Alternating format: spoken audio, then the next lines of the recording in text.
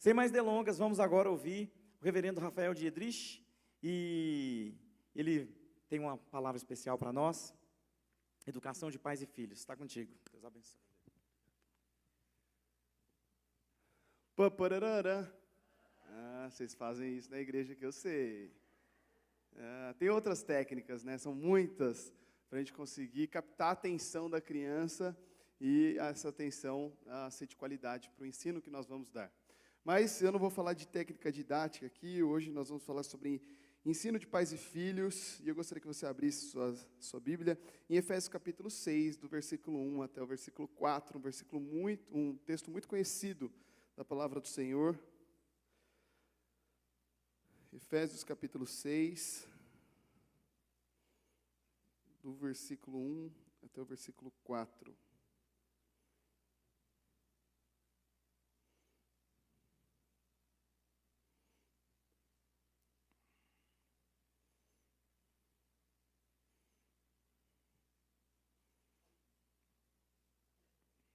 A palavra de Deus nos diz assim: filhos, obedeçam aos seus pais no Senhor, pois isto é justo.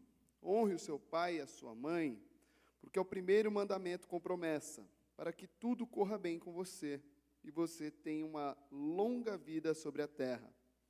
E vocês, pais, não provoquem os seus filhos à ira, mas tratem de criá-los na disciplina e na admoestação do Senhor. Vamos orar. Senhor Deus, muito obrigado porque o Senhor é bom para conosco, a Tua palavra é santa e transforma os nossos corações.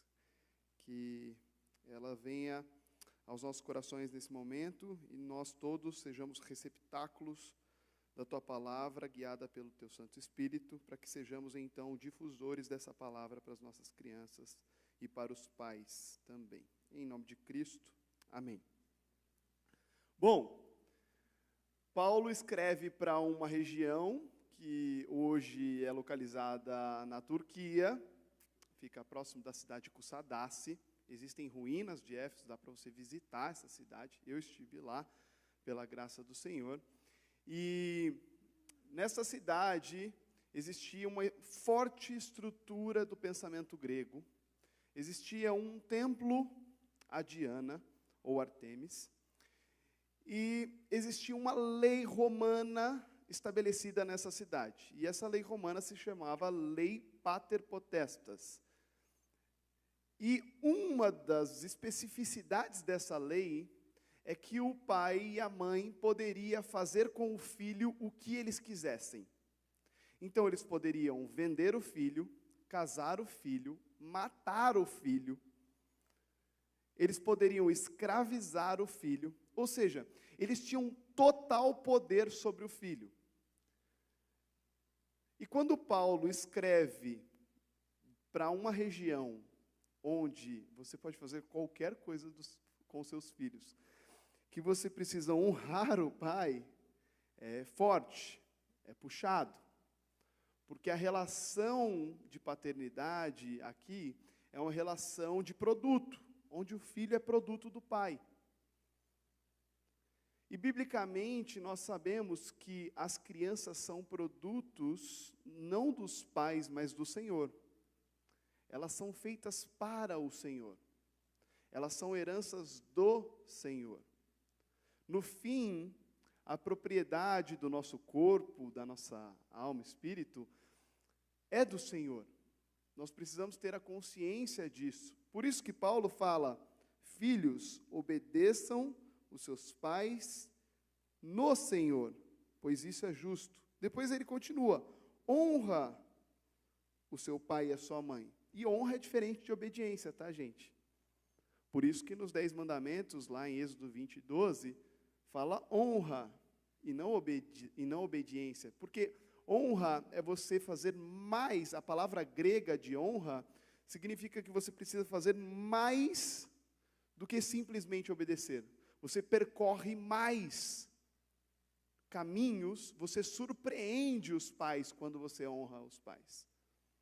Você surpreende os pais quando você honra os pais. E é isso que Paulo diz. Ele fala: os filhos precisam obedecer aos pais no Senhor. e não segundo a lei pater potestas, e nem segundo as estruturas da estátua de Diana e da deusa Diana que Éfeso estava adorando naquele momento, mas segundo as estruturas do Senhor. Mas hoje, no tempo que nós chamamos de hoje, nós temos muitas estruturas também dentro das nossas sociedades. E sem querer, os pais ensinam de outras maneiras que não a bíblica e não a cristocêntrica ou cristo-icônica. Então, como nós, do Ministério Infantil, podemos nos atentar para que isso não aconteça, para que eles consigam ensinar de maneira bíblica. Primeira coisa que nós fizemos de movimento aqui na IP Alpha. Quando eu cheguei para ser pastor de crianças aqui na igreja.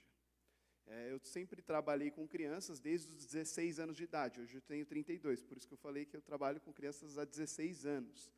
Então, no ensino médio, eu criei um personagem chamado Girafael, e o Proerd me convidou para fazer os encerramentos dos Proerdes no Brasil, como palhaço. Então, eu fazia os encerramentos de uma política pública antidrogas do estado de São Paulo, e depois acabei rodando 22 estados do país como palhaço Girafael em escolas.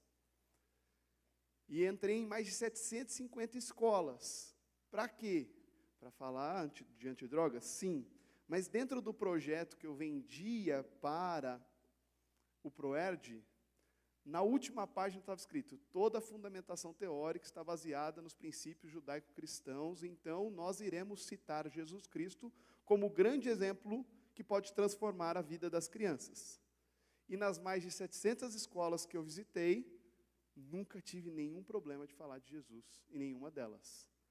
Dentre elas tinha Anglo, Coque, Objetivo, e também tinha as redes públicas, estaduais e municipais, e federais e militares do país. Qual é o ponto aqui? O ponto é que os pais, no tempo que nós chamamos de hoje, eles podem não fazer o que quiserem com os seus filhos, mas às vezes os filhos estão fazendo o que querem com os pais. Por quê?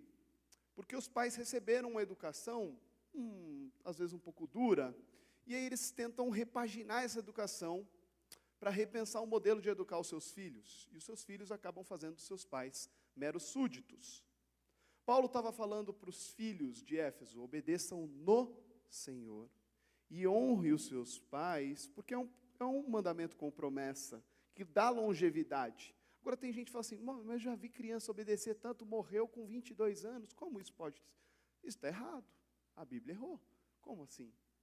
Bom, no princípio exegético desse texto, há uma grande possibilidade teológica de que longevidade signifique longevidade familiar.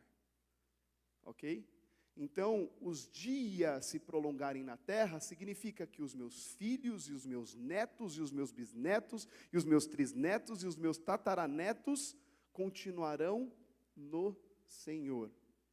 A longevidade significa que nós teremos longevidade de Cristo dentro das famílias. Filhos que não honram os pais, não honram a Cristo. E se perdem no caminho, e a família se perde, e não vai mais frequentar uma comunidade de igreja ou qualquer coisa nesse sentido. Então, quando Paulo diz para a igreja de Éfeso honrar e obedecer, ele está dizendo para eles irem contra todo o sistema romano. E nós, hoje em dia, temos uma série de sistemas também, que eu vou citar aqui para vocês, que são extremamente perigosos no ensino de pais e filhos. Mas antes, eu vou só complementar o texto, onde ele diz que os pais não devem provocar os filhos a ira, mas tratar de criá-los eles na disciplina e na admoestação do Senhor. Como os pais podem provocar os seus filhos? Excesso de proteção. Tem uma história de um grande agricultor que plantava árvores de eucalipto. Demorava 4 anos para ele cortar a árvore e fazer papel. Então, ele gastava um dinheiro e tinha que esperar 4 anos para receber o dinheiro, que era um bom dinheiro.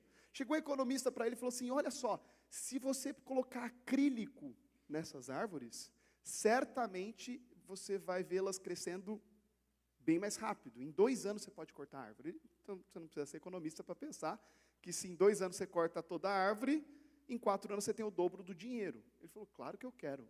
Fechou o contrato com o economista, colocou as redomas de acrílico, passou 2 anos, estavam lindas as árvores. Muito mais bonitas do que as árvores que ele esperava há 4 anos. Elas estavam perfeitas, intactas. E aí ele foi lá e pagou adiantado o economista, que deu essa excelente ideia para ele, para esse agricultor. O que ele fez? Tirou a redoma e falou, semana que vem eu venho cortar essas árvores para transformar em papel. Quando ele foi cortar, não tinha mais árvore, todas as árvores tinham caído. Por que as árvores tinham caído? Porque a árvore que não enfrentou o vento, a árvore que não enfrentou os furões, os passarinhos, os pica-paus, ela não aguentou a pressão quando tirou a redoma de acrílico.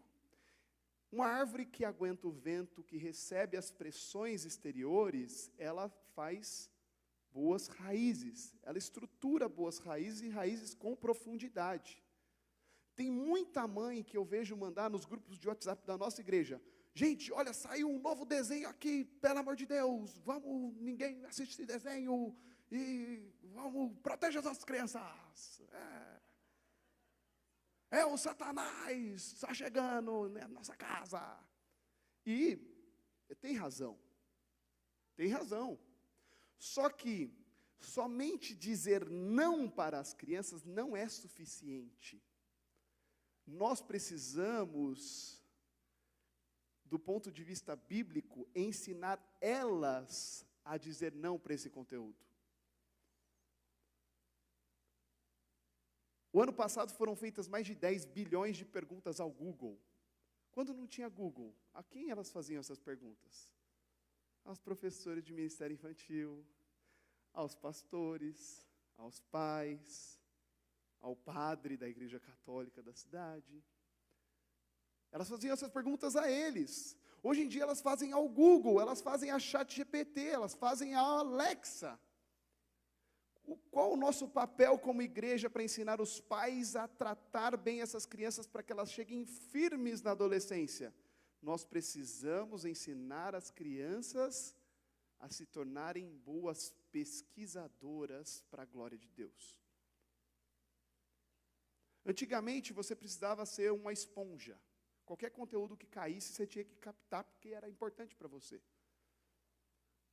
Hoje em dia, a criança recebe mais conteúdo do que ela consegue absorver. Ela não consegue absorver tudo que ela recebe na escola, na igreja, em todos os ambientes, na TV, e no judô, e no inglês, e na natação, e tudo que as crianças fazem. Elas não conseguem absorver de maneira qualitativa tanta informação. Então, qual é o nosso papel? Transformar as crianças em boas peneiras. Elas precisam aprender a fazer as perguntas certas, para que as cosmovisões que estão flertando com as nossas casas não se tornem o centro do coração delas. Explico. Na década de 80, um cara espalhou em São Paulo um monte de outdoor. Cristo é a resposta.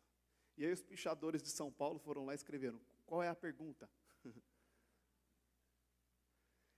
Nós precisamos ensinar as crianças a fazer as perguntas certas e elas saberem quais são as perguntas certas que elas precisam carregar para o resto da vida delas. Nós precisamos ensinar. Por exemplo, uma pergunta que os pais deveriam fazer às suas crianças e nós deveríamos fazer às nossas crianças. E aí é um desafio que eu vou deixar para vocês. Agora, no domingo, próximo da igreja de vocês vão passar um questionário para as crianças. Qual é o seu personagem da Bíblia favorito? Vocês vão fazer isso, todo mundo aqui. Eu não quero, vai fazer sim. Eu estou pedindo, vai, me ajuda, meu. Você está aqui na nossa igreja, está sentando na cadeira, ajuda nós também, faz aí, meu. Pergunta para elas, qual o seu personagem favorito? Aí, se começar a sair, Davi, Abraão, Gideão, Sansão, se começar a sair esses caras, os pais estão falhando, e pior, nós também. Que isso, pastor? Não, está falhando. Está todo mundo falhando. Se não for Jesus, está errado. Mas eu queria outro. Não pode. Não pode ter outra opção. Ah, mas eu gosto tanto de Davi. Legal, segundo, terceiro, quarto, quinto, qualquer lugar. Primeiro só tem um só, o nome dele é Jesus Cristo de Nazaré, o Salvador, Santo Filho de Deus, que nos salvou e nos redimiu do pecado. Se as nossas crianças responderem qualquer outro personagem que não for Jesus, o nosso ministério infantil está falhando e os pais, que são os responsáveis, também estão falhando. A criança tem que responder Jesus. Ah, mas aí eu vou forçar ela a dar resposta. É isso mesmo, pode forçar, é isso mesmo. A gente tem que ensinar as nossas crianças a elas entenderem que o centro das Escrituras e das boas novas é Jesus. E elas precisam responder que o personagem favorito da Bíblia é Jesus. E é só por intermédio dele que nós temos as Escrituras como palavra viva para as nossas vidas. Então, esse é o primeiro desafio que eu vou dar para vocês. E aí, se der um monte de personagens diferentes, você chama os pais todos e fala assim, olha, gente, deu 32 Davi, 22 Saras, 14 Abraão e só 7 Jesus. Meu, nós está falhando para caramba aqui. Vamos reestruturar esse ministério infantil. Não dá para não ter Jesus no centro do coração das nossas crianças, e não o contrário, nós não somos o centro do coração de Deus. Nós precisamos ensinar as nossas crianças a fazer as perguntas corretas. Por quê? Há um filósofo, você pode pesquisar, ele se chama Régis Debray. É um filósofo francês, criador da midiologia. Ele separa o mundo em 3 grandes eras: a logosfera, a grafosfera e a videosfera. A logosfera ele chama do tempo em que toda a humanidade tomava decisão a partir do divino, o logos. Então todas as religiões e as grandes religiões do mundo foram criadas no que ele chama de logosfera, que é desde Adão e Eva até a reforma protestante e o racionalismo. Então, de Adão e Eva até a reforma protestante, nós temos logosfera. Vamos guerrear? Vamos. Vamos se esconder? Vamos. Vamos brigar com aqueles outros caras lá da outra religião? Vamos. O Papa fala, vamos brigar com o povo islâmico? Vamos. Cruzadas. Então, em todo o período de logosfera, ele diz que o ser humano toma decisões a partir do divino. O divino comunica a alguém, e se alguém comunica com o povo toma a decisão. Ele diz que com Gutenberg, a imprensa e a estrutura do pensamento racionalista, e também a reforma protestante, impulsionaram o que ele chama de grafosfera. O ser humano começou a tomar decisão a partir dos livros, da grafia. Então a Bíblia passou a ser traduzida para muitas nações, os livros passaram a ter muita importância, e os pensadores começaram a se tornar grandes dentro da sociedade. E aí o ser humano começou a tomar decisão a partir do pensamento da grafia. E, na logosfera, qual que era o grande problema da logosfera? Era uma estrutura de pensamento de anomalia do pensamento. Então, eles não sabiam se era Deus que estava falando com eles, tanto que Paulo, quando critica os gnósticos, ele fala assim, cara, eles estão tirando a cabeça deles. Então, era um monte de gente que se levantava e falava assim, não, Deus falou comigo, vamos lá, carrega aqui. Até parece parecido com hoje, né, que tem um povo que fala alguma coisa assim. Na grafia, o Régis Debray fala que a grande anomalia patológica, estrutural da geração é o ego. Então, os pensadores, eles escreviam tudo até os 30 anos. Piaget, Calvino, os grandes pensadores e os pensadores estruturais da nossa política atual, todos eles trabalhavam muito, até 20, 30, 40 anos, porque ele não queria nem ter família. O importante é o legado que ele vai deixar para a grafia e para os escritos que vão ficar. E até hoje a gente segue esses caras estruturais. Qualquer mestrado e doutorado que você vai fazer, você tem que puxar a linha filosófica. Senão o professor nem aceita. Então a grafia passou a ser a tomada de decisão. Importante era a família que tinha coleção Barça em casa. Nossa, meu, tem o Barça. Oh, você é rico, hein? Ó, louco. Tem completinho. Uhul. E ele diz que na década de 70 passou a vir a videoesfera. É a geração que passou a tomar a decisão a partir da imagem. A imagem passou a valer mais do que a grafia. Adolescentes que olham para uma nota 6 na escola e falam, passei. Mas se tiver só 2 likes na foto do Instagram, meu Deus, vou morrer, eu não sou aceito. Porque a imagem vale mais. Você tira férias incríveis, vai para Maceió, depois vai para Maragogi, vai nas lindas praias dos galés de Maragogi. Aí você está muito feliz, até abrir o Instagram e ver que sua melhor amiga foi para Cancún e está dando um beijinho num golfinho. Minhas férias nem foi tão boa assim. Por quê? Porque nós passamos a tomar as decisões a partir da imagem. A gente olha para o outro e a gente quer o que o outro tem. A gente nunca foi tão real a questão da grama do vizinho ser mais verde que a nossa. E isso para a nova geração está extrapolando dentro do coração e da mente delas. A imagem para essa geração vale muito. Por isso, se você chegar em qualquer escola do Brasil e perguntar o que elas querem ser, qual é a resposta? YouTuber. Gamer. Elas querem ser o que a imagem vende para elas. Pô, esse cara fica sentado o dia inteiro em casa, ganha um monte de dinheiro e ainda joga joguinho, faz piscina de Nutella e amoeba na cabeça de cabelo. Você diz, cara, está maluco. Mas é a realidade. As crianças, elas almejam por aquilo que elas veem. E o que o Regis Debray fala que é a grande anomalia patológica dessa geração? A esquizofrenia velada. Que não é a esquizofrenia diagnosticada por médico, que vai lá e escreve, está esquizofrênico essa criança. Não, não é uma doença. É uma geração de crianças que não sabem quem são. E aí qualquer caminho vale a pena. Certa vez uma mãe chegou para mim e falou assim, pastor, meu filho queria ser jogador de futebol, eu deixei. Depois meu filho falou que queria ser velejador, eu deixei. Depois falou que queria ser engenheiro, eu deixei. Só que agora ele já entrou na faculdade e largou 2 vezes. Pastor, não sei o que eu faço. Eu falei assim, nossa, mas aí você foi uma banana mesmo. Os pais não podem deixar que os filhos sejam o que eles querem. Os pais precisam olhar para os seus filhos e dizer para eles, você precisa ser aquilo que Deus quer que você seja. E sabe qual é a minha expectativa sobre você? Nenhuma.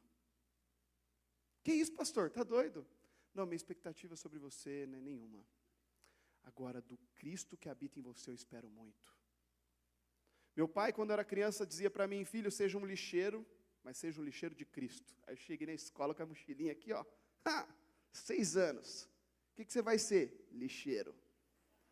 Aí os moleques, mas a gente quer ser Ronaldo, fenômeno, a gente quer ser tantas coisas, você quer ser o quê? Lixeiro. Mano, que droga isso aí, lixeiro.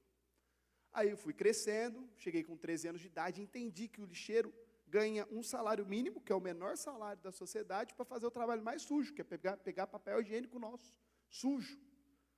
E aí eu fui brigar com meu pai, porque meu pai falava essa frase toda semana para mim. Eu falei assim, ô pai, você está doido? Ô pai, lixeiro recebe muito pouco e faz o trabalho mais difícil, sai correndo, pegando lixo de todo mundo, pai. Você está tirando com a minha cara, pai? Aí sabe o que ele falou para mim? Um dia você vai entender esse enigma.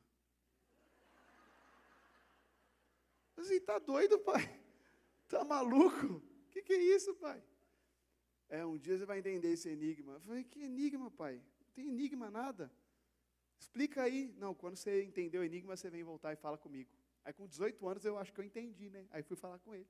Pai, eu entendi o que você quis falar. Aí ele falou, o que, filho? Pai, a vida inteira você estava dizendo para mim que não esperava nada de mim, né? Você tinha uma expectativa baixa sobre mim. É isso? Eu falei, é isso mesmo, filho. De você eu não tinha expectativa. Agora, do Cristo que habita em você, eu espero tudo. Do Cristo que habita em você, eu sempre esperei demais. Porque Ele não me decepciona. Você vai me decepcionar um monte de vezes na vida. Agora, eu não quis falar isso tão claro para você, para não gerar uma baixa autoestima, né? Mas que bom que você entendeu, que a vida toda eu esperava muito mais de Cristo que de você. Os pais precisam ensinar seus filhos esperando de Cristo e não deles.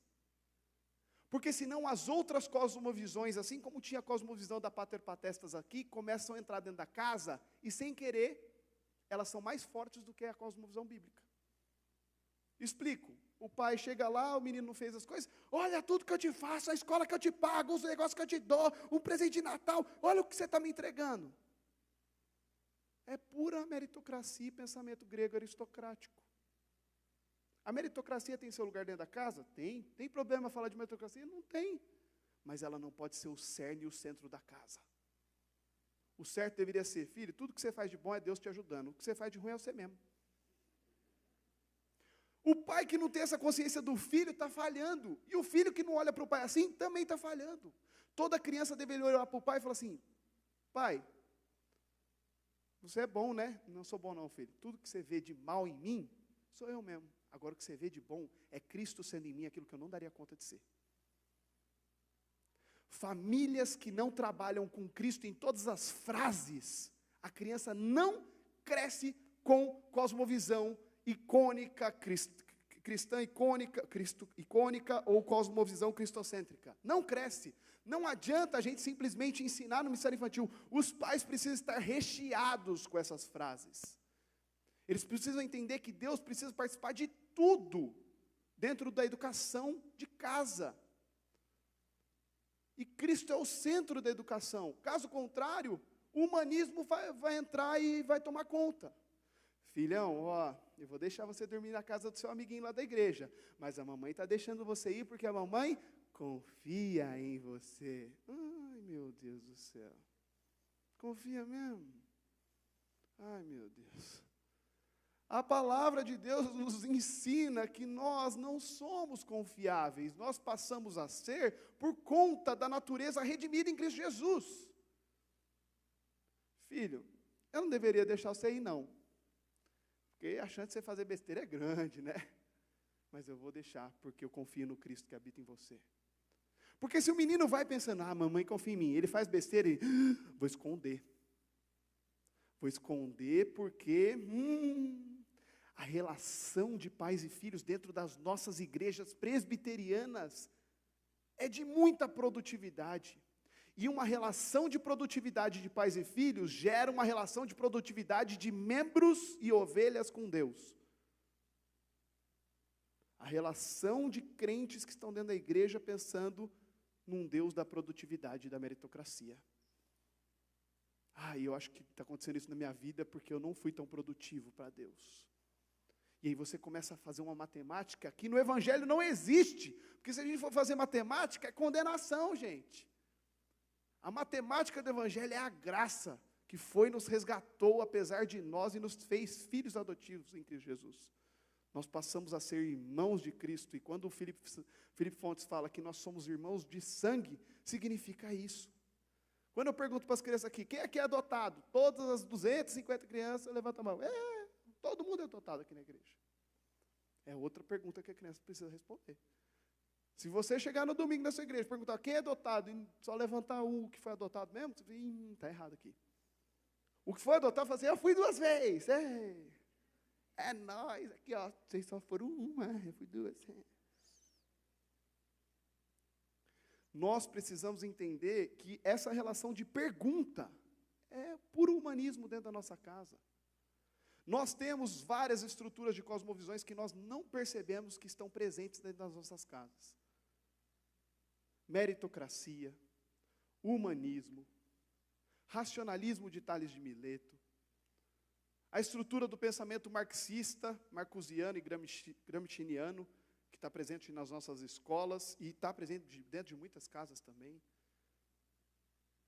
A estrutura do pensamento interacionista, que dentro da escola você tem os pensadores como Vygotsky, como Skinner, que tem a sua contribuição grande para a técnica pedagógica, mas quando você pensa na razão, eles dizem que a razão não está corrompida, e está.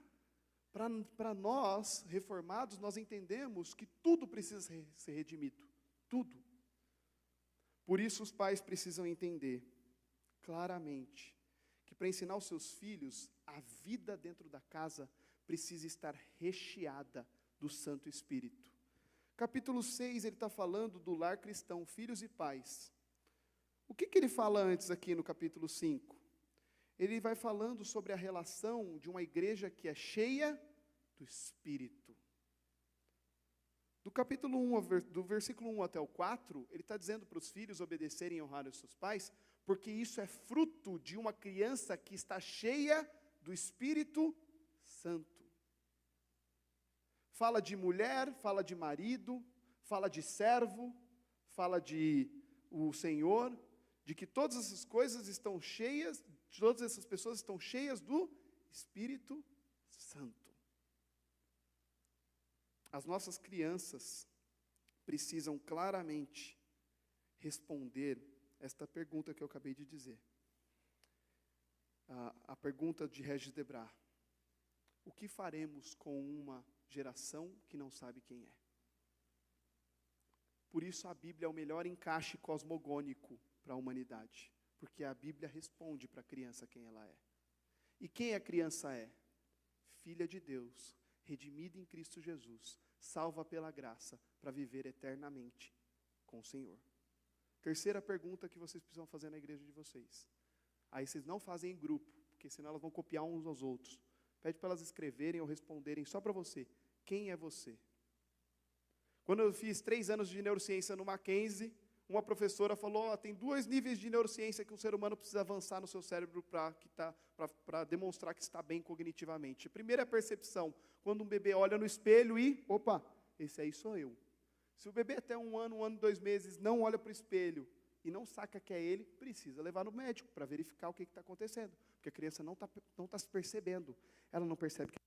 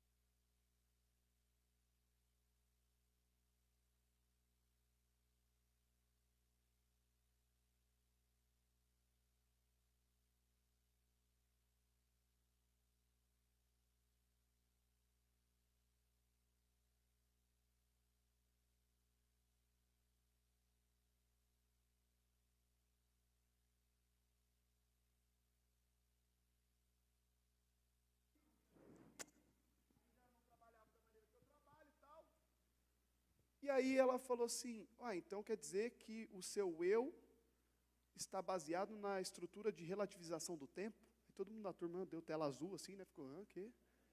Não estou entendendo. Aí ela foi lá e perguntou para outro aluno, quem é você? Eu sou isso. Escreveu tudo na lousa lá. E você 10 anos atrás? Escreveu outra coisa diferente. Você também, o seu eu muda conforme o tempo. Professora ateia. Eu lá do fundão falei, rapaz... O que está acontecendo aqui? Todo mundo formado, especialização. Levantei a mão. Sou da turma do fundão, tá, galera?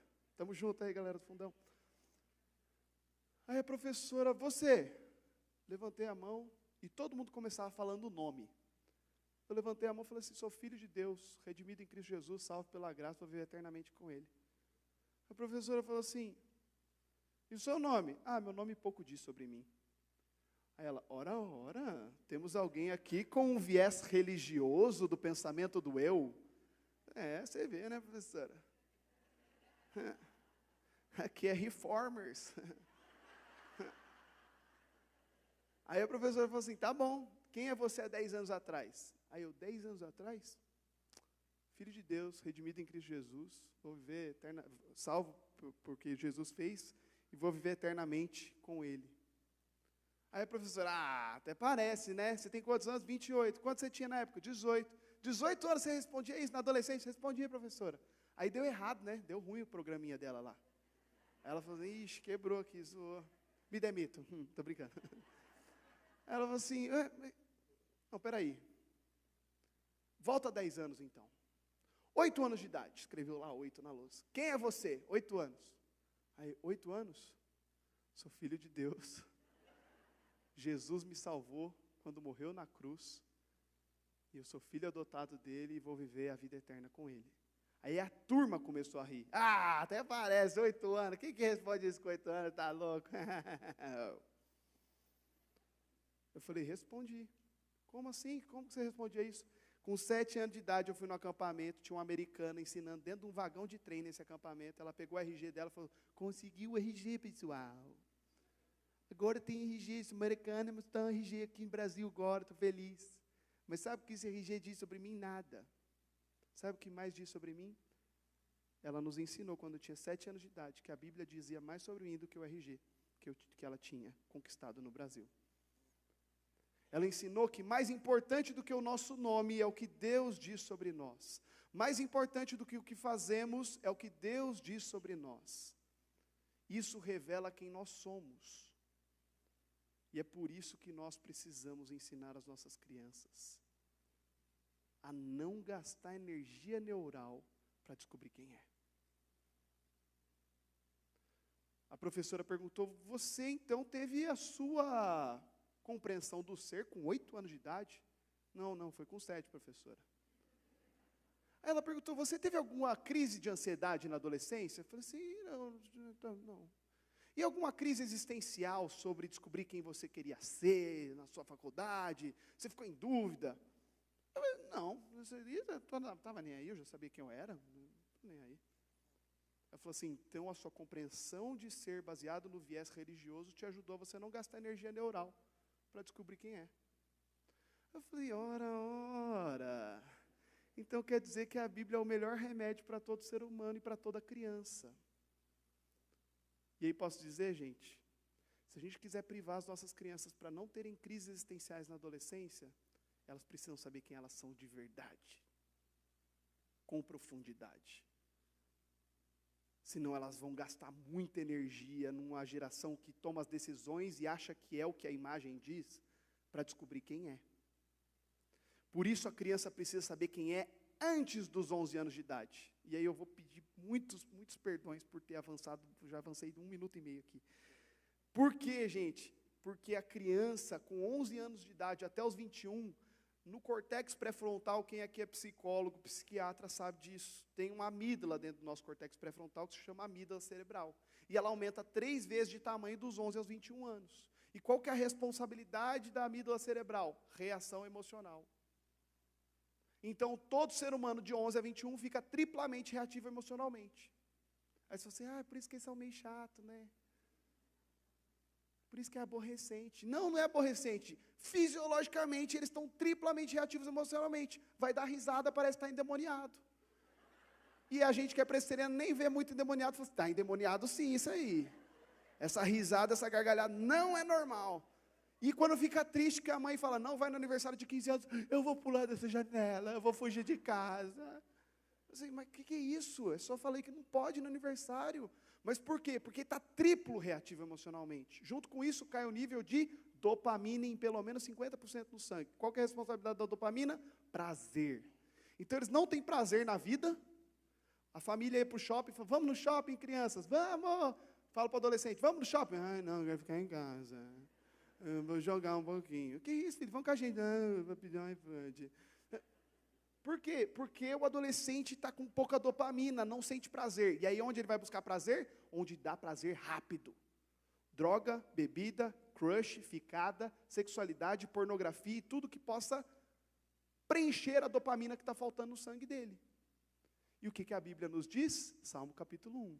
Nós devemos aprender a ter prazer no Senhor e meditar na lei do Senhor, na palavra dele de dia e de noite, porque esse passa a ser o prazer do crente. Servir e estar no Senhor é o prazer do crente.